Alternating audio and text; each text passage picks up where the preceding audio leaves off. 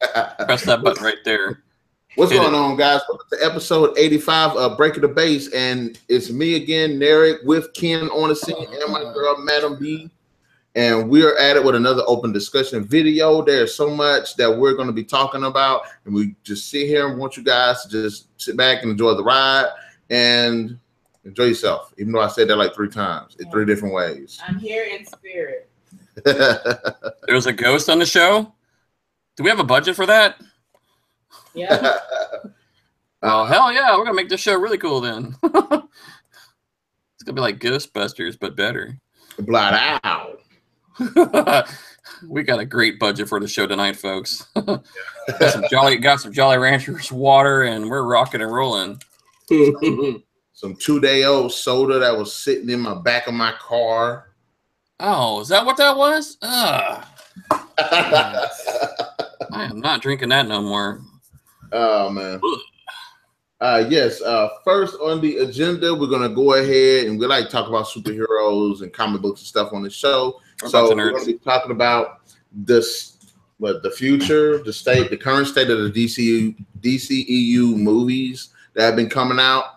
I'm going to go ahead and let Ken take this away because he researched a little bit more than me. And I'll throw in my 2 cents and we'll all just do our thing. Yeah, dude, do it to it. Let's see. What do we got coming up here? DC Comic Universe has got lots of movies coming up, folks. The most soonest. That doesn't even sound right. Most soonest. The most soonest. What am I speaking? Ugh, forget it. Anyway, November 17th, Justice League is coming out.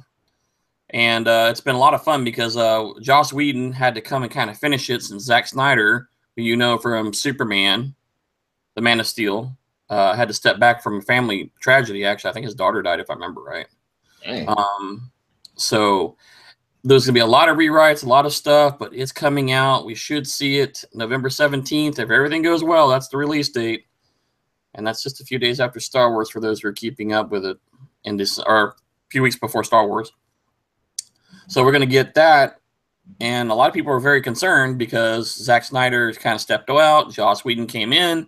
And between these 2 guys, they've done like every superhero movie under the planet, I think. I can't even tell you how many off the top of my head, but just like any movie in the last 10 years, whether it's Iron Man or DC, Marvel, they're there. So anyway, that's coming up. That brings us lots of other shows. We talked about this several episodes ago about some of the spin-off movies because, you know, in the Marvel universe, we saw a bunch of independent movies. You know, we saw Captain America, Iron Man, the Hulk, Ant-Man. They all kind of came out individually, and then they put them together. But it seems that we're getting a little bit of different story with the DC universe because they did a couple small independents. You know, we saw Wonder Woman a couple months ago. We've seen Batman versus Superman, and now we're throwing them all together to get the Justice League movie. But after that, we're going to see like Aquaman's coming out, and I believe the release date on that is December 21st, 2018. And that movie, as far as I know, is currently filming, which should be cool. And Jason Momoa's in there playing Aquaman, which should be pretty freaking sweet. We're not going to have the little pansy, everybody makes fun of Aquaman movie. You know, the guy's like 6'6" monster, and here we go with a cool freaking movie. Yeah. So, I'm not a very big DC person. Most of my comic love is Marvel, but I like the core DC characters. Mm-hmm. But Aquaman in this case is going to be pretty badass. I got to say the best version of Aquaman so far is the one that was on Justice League, the animated television series. Is that the one we had a Triton for the hand too? Yeah. Yeah, that's the more upgraded. That's the more, how we say, Namor-ish character. Because if you watch Marvel, you know, DC Marvel, I have a lot of characters that are similar. So Aquaman and Prince Namor are the same Atlanteans, similar every storyline. However, Namor don't take crap from nobody. Can he fly? Yes, he can. Okay. Namor can fly. But you know, everybody always made fun of Aquaman. You know, what do? Just have a dolphin bring me a beer or something, and everybody was always ragging on him. Not anymore. Not after this movie. I'm pretty sure. I expect from what I've already seen from the early releases of Justice League. Yeah. Aquaman is going to be kick ass, and I definitely want to see the standalone movie, which again is in December 2018. So hang loose for that. That could change, but as of right now, that's the tentative release date. Let's see what else we got. Another one we talked about a couple weeks ago also was Shazam and Black Adam.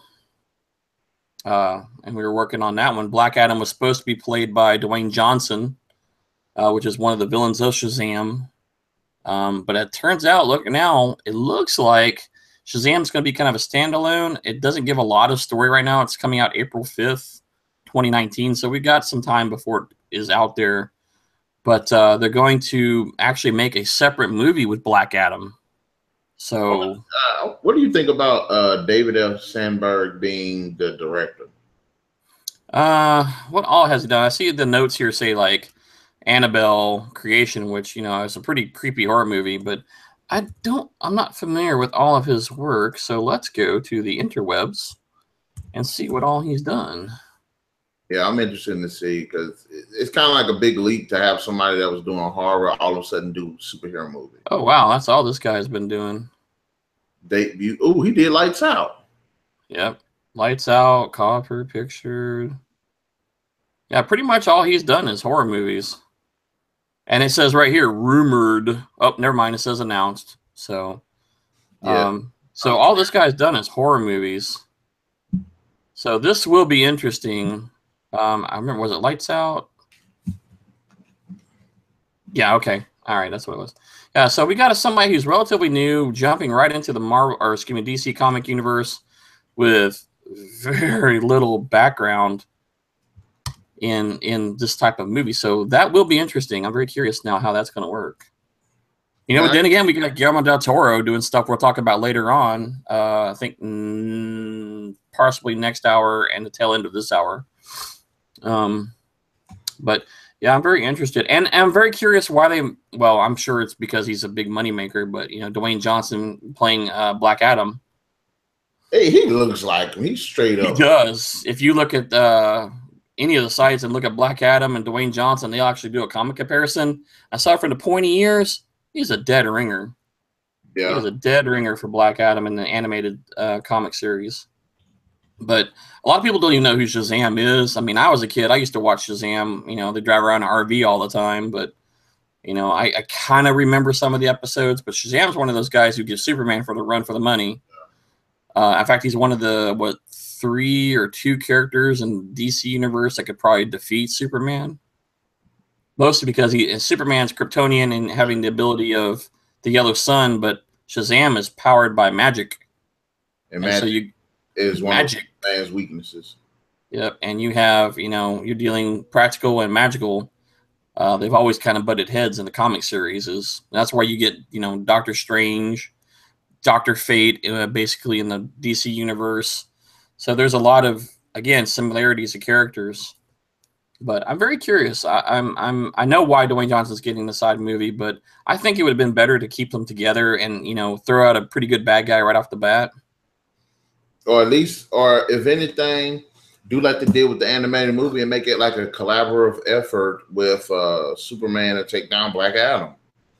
They had an animated movie where they had that. Yeah, I mean, you have a lot of opportunity. You have a lot of stuff going on, and it's, again, Shazam is one of those, I don't want to say obscure characters, but, it's just like Guardians of the Galaxy. Who the heck's Guardians of the Galaxy? And then, poof, boom, you've got 2 movies, Infinity War coming up, and they just took off like wildfire. But it was a comic that was so obscured, not a lot of people read it or even knew who they were. So Shazam could have that same thing on the DC universe.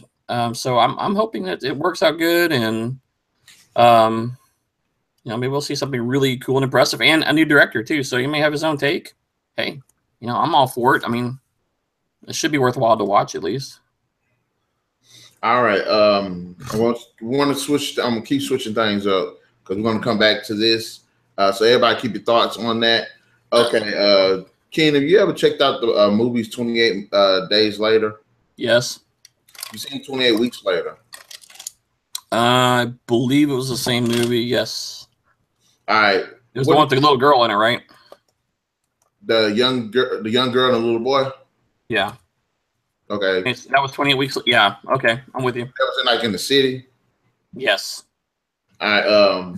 What do you think about the 28 months later rumor that they're gonna be making that movie? 28 months later? I think that's enough. You don't need to have. It was a good. It wasn't truly a zombie movie, so it doesn't fall in that role. And it was, if I remember, it was called Rage.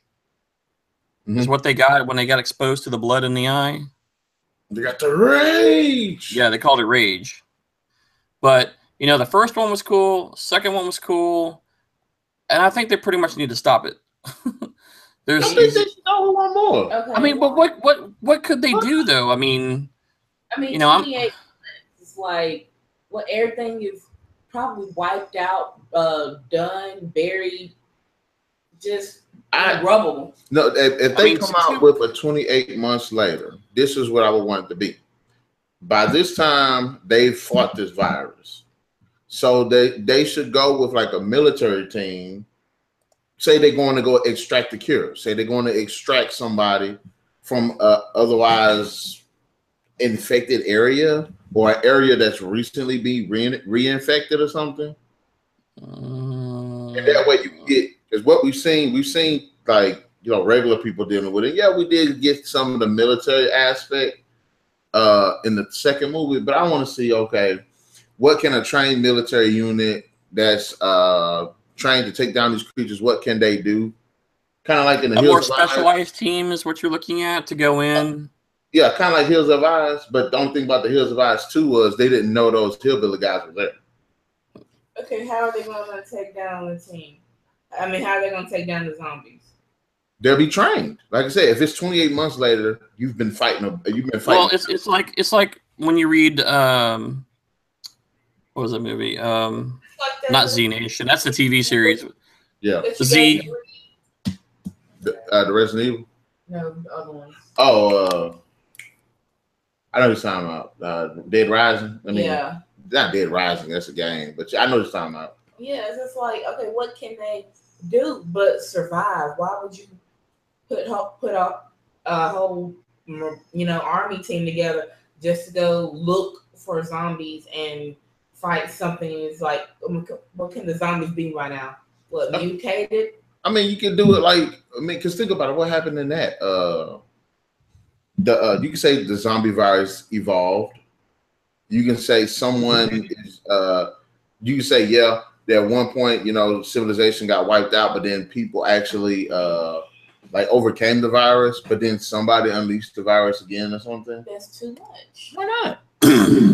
And it's like when you watch Resident Evil, when you play the Resident Evil games. After the first 3 games, your characters are trying to figure out how to survive against the zombies and the monsters and stuff. But after part 4, they're veterans at this part.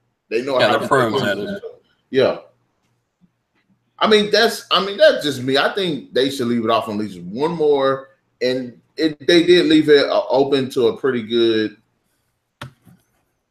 I don't know. They left it to a pretty good moment where it's like, okay, yeah, they possibly could do that, a third movie. But I'm one of those people. But do they need to do it? I would like for them to. I would like to see one. I would. It just. I would just have a problem with the story plot because I would like to see something original. Yeah, I would say the story. They had to come up with a good story. Because I mean, the same plan. We've seen that in several other movies. Okay, we have a magical cure. We'll go get it, or we found somebody who's not infected, but we're gonna go suck the blood out of them or something. I mean, there's just, Rage was cool the way it was done, and the first 2 movies make a lot of sense, and they follow very practically. But again, just like MademB was saying, what's the goal of the third movie? What's the point of the movie? If let's say if they had maybe just like zombies, practically speaking, zombies would dissolve after like a month because the body would just turn to goo. Mm-hmm. But these people are not really zombies. They're just out of control, like crazy rabies. They're just insane. Mm-hmm. And so they're still living, I guess, until they stop eating or stop killing or whatever, and they finally, go to an idle state. Maybe they could have like they've worked their way around and made a city or something, and perhaps an outbreak starts up, but these guys are pros, they know their deal, and they kind of go out there, or maybe somebody's trying to instigate it to just wipe out population, like Kingsman, control the fever. Yeah, basically you gotta break some eggs. Something like that might work very well. It is a possibility, but you just have to step the game up now. People expect too much. Well, if I even say if you make a third movie, it doesn't have to be that big in scale. No, but you could just have it be okay. You need a good driven story, though. That's just the only problem. Or you could just have it to where it picks up after the events of the third movie, where the virus actually is, I guess, in Paris now. You could just pick up there. It don't have to be 28 months later. It could be 28 hours. So why would the movie be called 28? Is that the name that was talking about 28 months? It's implied because of the 28 hours. Because of the. Well, why not? It could be like 28 hours later, then Paris got infected. I don't know. That's messed up. Well, I mean, what was the there was a series that came out basically that kind of did what you were talking about, but it was better example. It's like watching the Walking Dead, mm-hmm. and what's the sister series to that? The Fear the Walking Dead. Fear the Walking Dead. Both happen. We see what happens, but one's on East Coast, one's on West Coast. Yeah, simultaneously happening, but you could do 28 months later.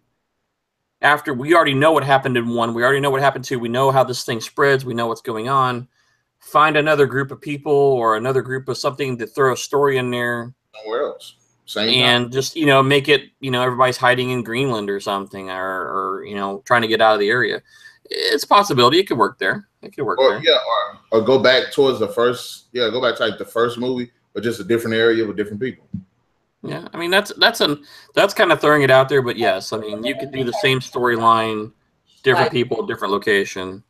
Wouldn't the virus have been unreached like half the United States or even more than half? No, because it took place in London. Well, it depends on the projections and stuff like that. I mean, and because London.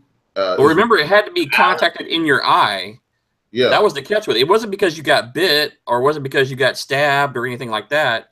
It had to get you in the eye, the blood. Wound. But when they attacked you or if they bit you or something, sometimes they spit up blood, and it had a couple of ways why they could affect you. But yeah, it's a big city. It's like Resident Evil. When you play Resident Evil 2, you're following Leon and Claire. But when you're playing Resident Evil 3, you're following Jill. They're both happening at the same time. But you're just following somebody separately. Yeah, that's exactly what they did with the Walking Dead series. 2 different periods. The outbreak started, but in 2 different areas. Yeah. So if they did have a 28 whatever later, I think that's okay. I agree with y'all. We can go that route. There's possibilities of doing it. It's just, we're starting to do a lot of repeat, and that's what I hate when they get into that stalemate of movies. We've been there, done that, invaded the world and gone to Mars, and we've found the Ark of the Covenant. We've done all this stuff, but we need some originality or some better stories or something. All right. We go ahead and skip back on the Wonder Woman 2, back to the DCEU. What do y'all think about the Wonder Woman 2? And King, you seen this the first one, right? Yes. Okay. Oh, what did you think? She would have done a little bit better job with Ares, but yes. Yeah. I know I did a slightly disappointment at first. I did like the part he did that with his mask. That was pretty cool. Well, his whole armor was pretty cool, but I just think the actor, I would have gone for more of the not actually see his face and just have it like a raging fire or something inside the helmet. That's all you see. The traditional looking Ares. Yeah, the big badass Ares. Like you see in the animated, some of the pseudo live action stuff would have been great. The Injustice game. I've heard of it, but I've not played it. The big dude Okay. Okay, yeah, that's Ares. Yeah, Ares should be a Billy Badass. I mean, he is the god of war. I mean, he should be huge monstrosity. You know, something like you know, all this concentrated hatred, and you know, he got his ass handed to him by Zeus. You know, he was basically, he was pissed, but then he learned and became like, I'm just gonna let you see how it is. Now you don't want to play games with me? Okay. You know, kick that rage and kick that fire and make him, you know, stand out, you know, gargantuan like, and let her really shine as a hero. You know, the Age of Heroes, bringing it back. I ain't gonna lie, I thought our dude did a pretty good job as Ares. I just didn't like his, you know, I wanted to not see his face in the armor.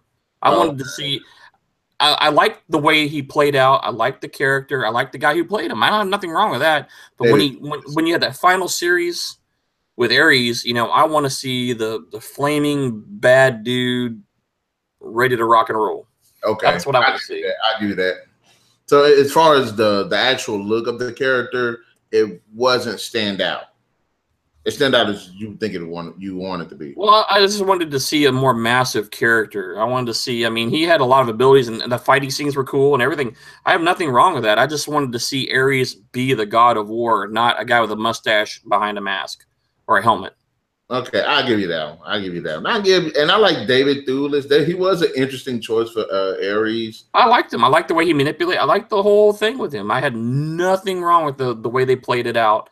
I say, just the one thing I would like to have seen is when he finally gets mad and enraged at the end, and his armor comes flying up, and he's ready to, well, you don't want to join me, then I'm gonna have to kill you. That's when I wanted to see the Ares kick in and be the Ares of that, you know, I would expect. Okay. That was my only downfall with that. I mean, I'm not, anything else is all great. I liked it, everything. So, what do you think they should do with the Wonder Woman 2?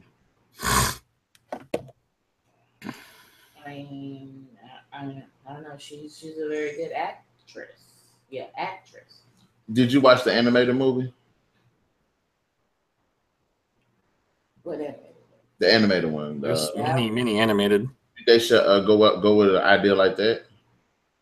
If I can remember it, it's kind of like.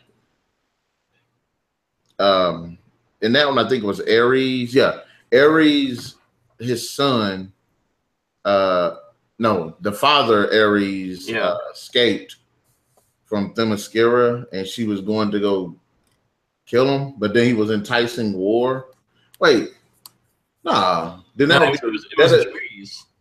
be in this movie? Never mind. My bad. My bad. That's what happened in this movie. Yeah, there's an animated version of the. That's the one I'm talking about. That basically Ares is more like her father in this case. And he gets out. Well, he starts to break out through the gates under Themyscira, because that's one of the reasons the Amazons were there, to keep him from getting out. And he gets out, and they have to go in there and put him back in. And it was a really cool animated one. Yeah, that's the one I did like. And I want to do a compare and contrast with the movie and this animated one.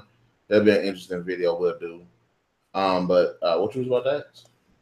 I'm like, what? Okay. In the first one, it was the war. You know, she was, getting adjusted, and she didn't know about war like that. So, okay. And then Ares, so that was like, she had to do like 2 big battles. And so what about this one? What is she going to be doing, or what do y'all think she needs to be doing? Well, we saw World War I, and her. Remember that the Amazonians were supposed to prevent war. They were keep areas in check and prevent war, and that's why she got mad at her mom, because her mom wouldn't get to intervene into the Great World War. And so I think what we'll see throughout the next probably 2 movies with Wonder Woman, you'll probably see her involvement probably in World War II, or maybe small behind the scenes, in the city type stuff like they're doing with Justice League right now. This is one thing that I like about Wonder Woman. And because I follow a little bit. Wonder Woman, her rose gallery mostly consists of mythological and magical type people. Ergo, you got Ares, who is like a Greek god. If they do put another movie out, I would like to see her.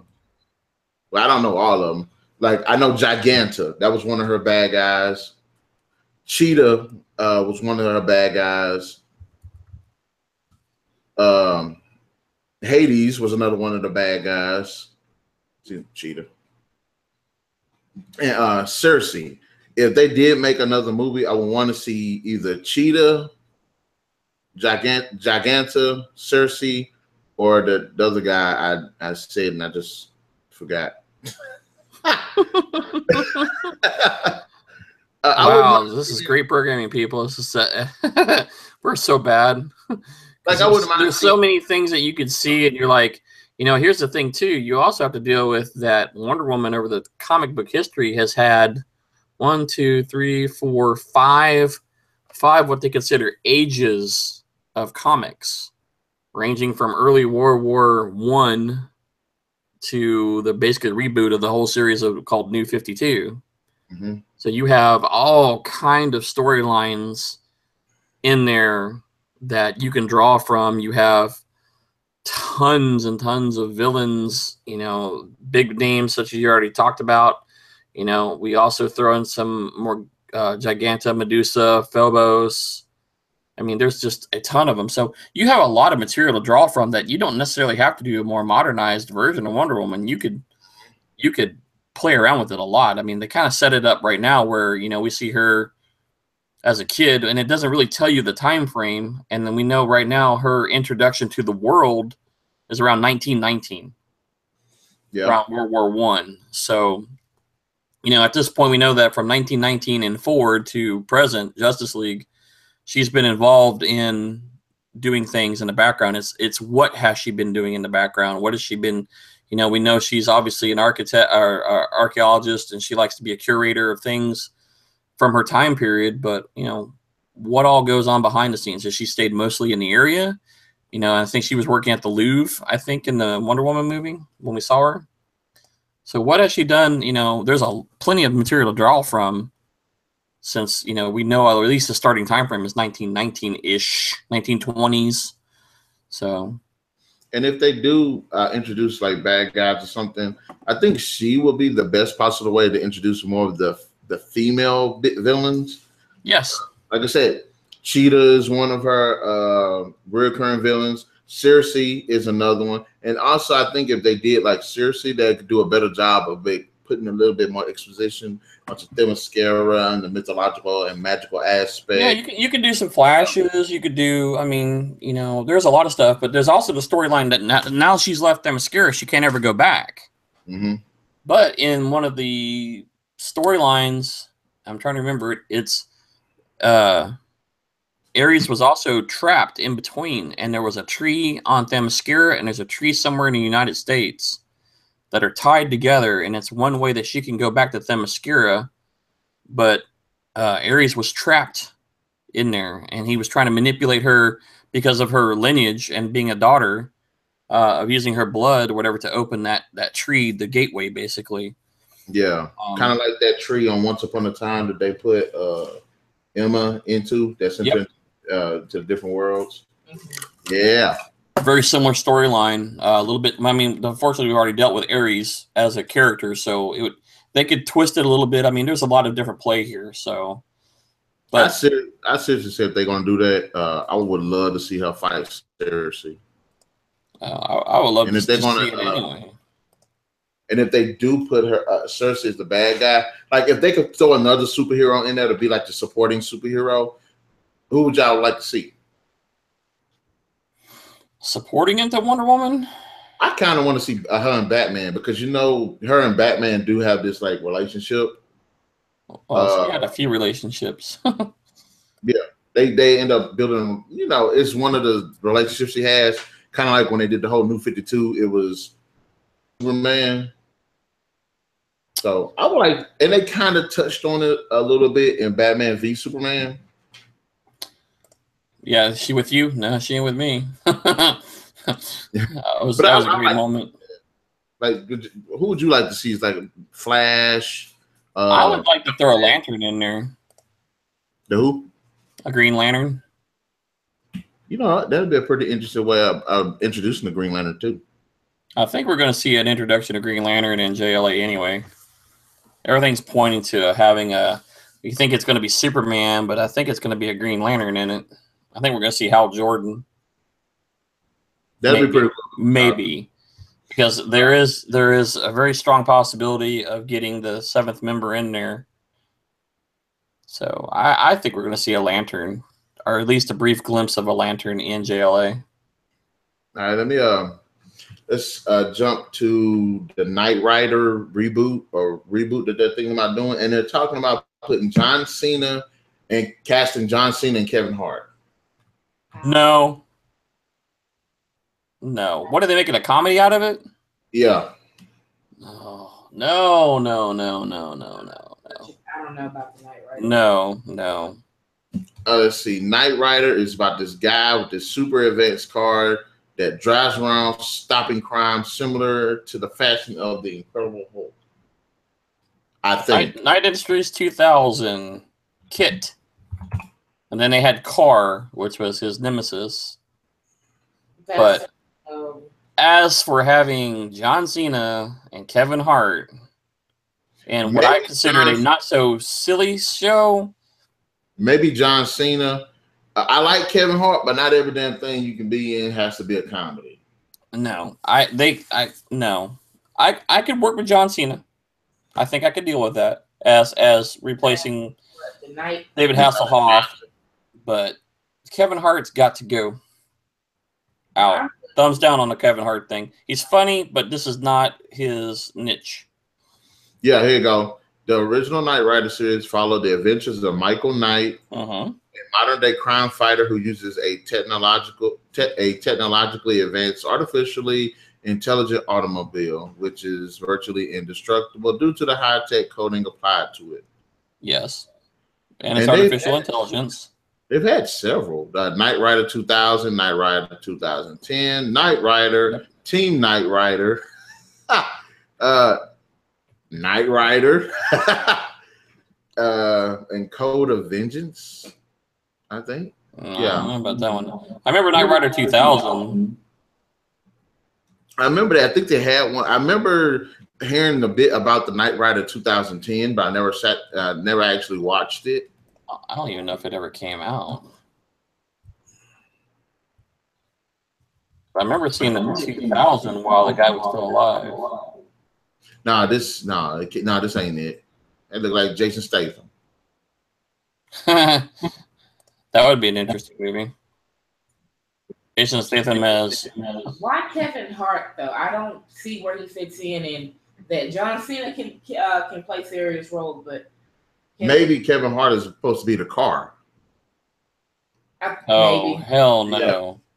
Yeah. And like I said, like Kevin Hart, but not everything that you play in. Was the car funny? No, he was kind of serious. He was a smart ass. Yeah, I could kind of see Kevin Hart doing that. His voice wouldn't fit it though. No, he got like a. They'll modify the voice to make it sound more animatronic. I'm quite sure. No. But nothing against KH, but no. I like his stuff. It's not a fitting role. I don't think it would be a fitting role for him to do. I can understand the smart alecky aspect of it, but for the full blown like comedy of it, no.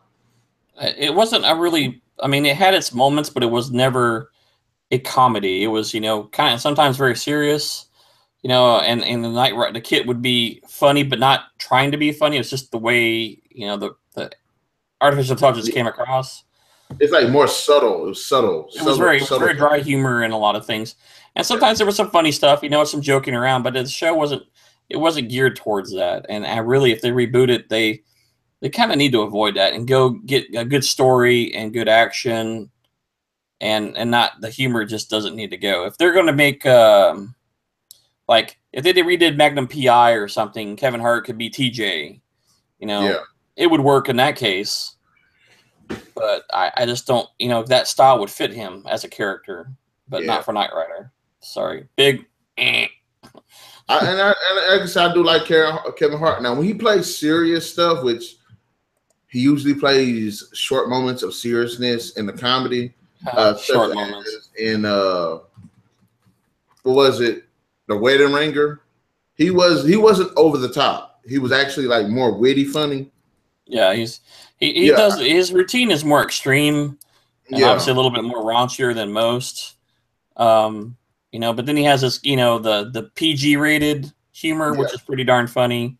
Kind of like the Beverly Hills Cop. Eddie Murphy, classic Eddie Murphy, Beverly Hills Cop, something like that. Yeah. When he does that, that's when I appreciate his comedy a bit more. But if they did cast him possibly as a car and he had that kind of humor, it's execution at this point. It's execution. Yeah. I'm just envisioning Kevin Hart in this, and it just, I'm like, I don't know about that. I just don't. I don't feel it. Kevin Hart in the car doing like doing 8 wheelies and 8s and stuff in the parking lot, and he's doing that. That type of screaming that he always does in every movie. I'm still gonna on that one. I don't think, even with the whole remake of Knight Rider, I don't think they can actually make because it's not, back then when he was like this crime fighter, it made, for those times it made sense. But like for now, nobody's driving in cars, running around kicking people butt like that. No. It actually had a story like, okay, this guy stole his car and they're on the run from this secret organization trying to prevent a kidnapping or an assassination attempt or something like that. Well, they tried another show. They tried another series called Viper. It's kind of one of those B-rated, Friday night TV series that was kind of cool. But the big thing was this Dodge Viper. Yeah, look like a Dodge Viper, and then it had the magical power to, technology change it over into a fighting crime vehicle. Yeah, they don't need to do all that. And like I say, it was cool then, but we're talking 20 years later. And again, people expect more. You have to be more creative. You have to throw something out there that catches the eye. And we've already had the magical cars and flying stuff, and it's not going to work. You got to be more story oriented now and come up with something. To me, I think a lot of originality is just being lost. Like if they're going to go with the whole Knight Rider, I could kind of see it if it was more like the Transporter mixed in with, like, I don't know, Hitman or something like that. Like the Transporter mixed with Hitman mixed with like Fast and the Furious. That would be kind of cool. I would watch that. But you got to have a good story. Well, it's going to be a weekly series, so you have a story of the week. Or with an underlying, or you could do a story arc, like one episode's just, by itself, and then you tie it into a story arc, kind of like X-Files did, where you had, you knew the overall background, something was always going on. You had a lot of standalone episodes just, that were cool. That didn't give you a lot, but it was entertaining and fun. Yeah. I would dig with that. Yeah. I mean, if they're going to go with that, they should work on it a little bit more. I would like to see a Hitman TV series.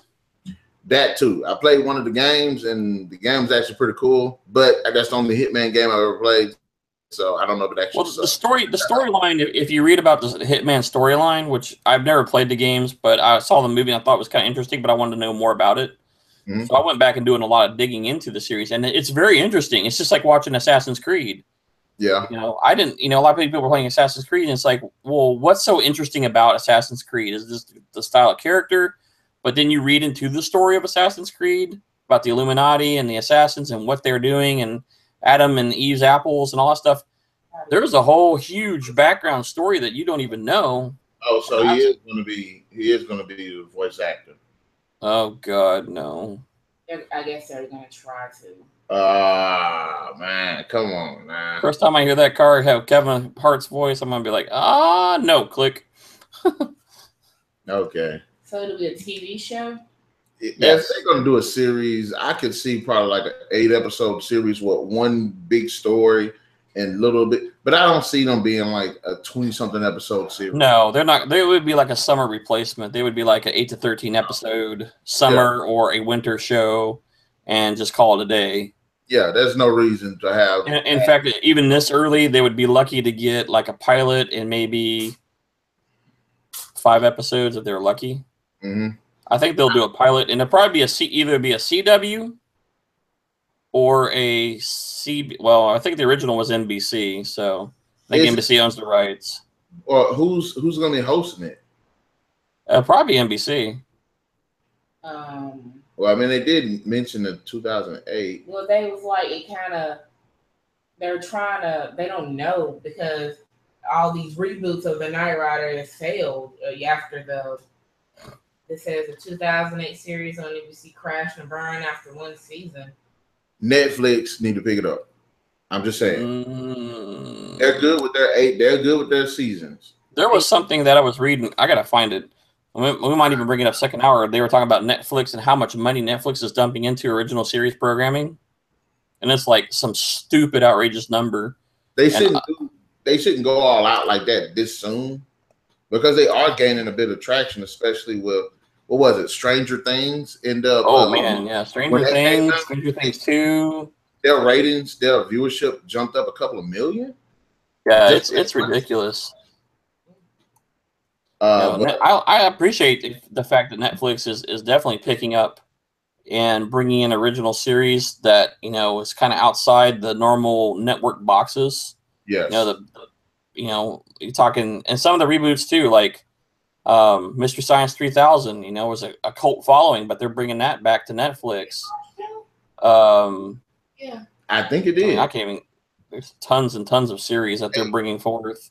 Have you heard anything about the Baywatch movie that just came out? I haven't seen it. My other half has seen it. She thought it was pretty funny, but I haven't seen it personally yet.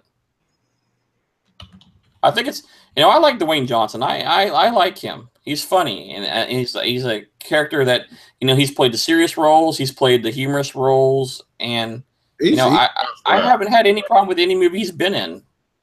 If you ask me about Will Ferrell, a totally different subject. Certain movies I think he's funny in, and there's some that I wouldn't even throw in a fire that were that, to me, they're just not that funny.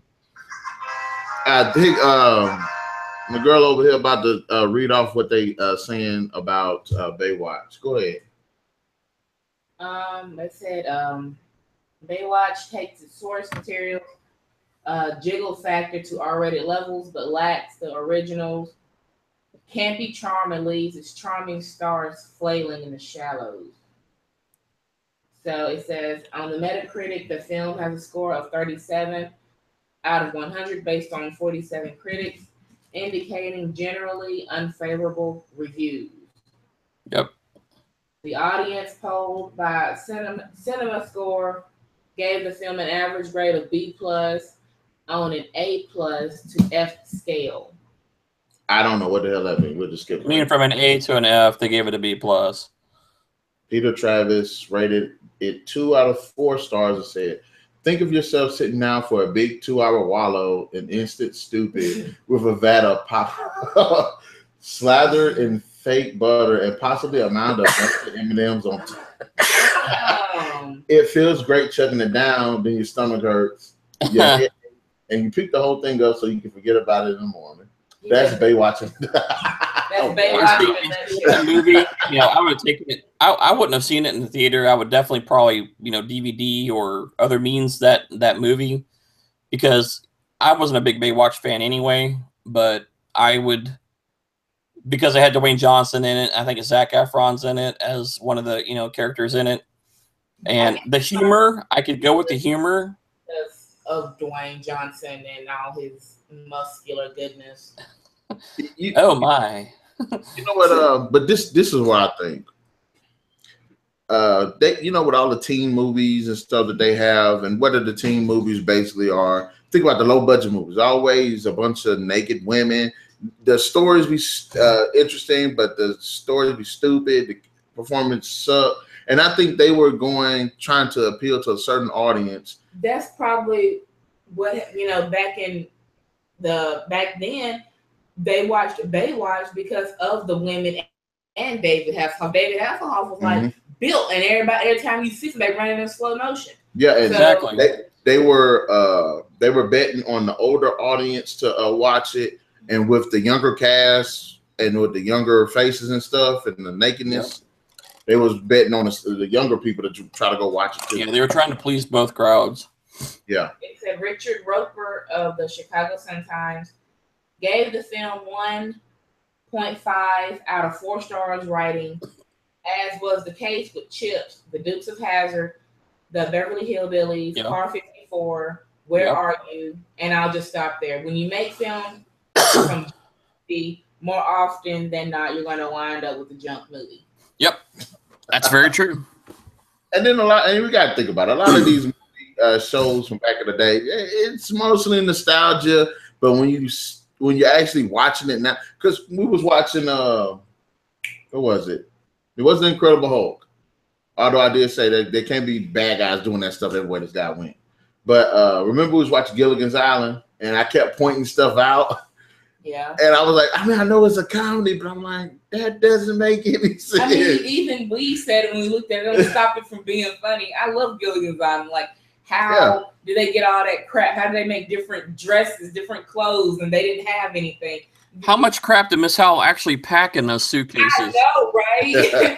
There are things you question, but it's good, and you don't want. You just, you watch it because you kick in with the disbelief. You know that there's no way they're going to make an airplane out of a coconut.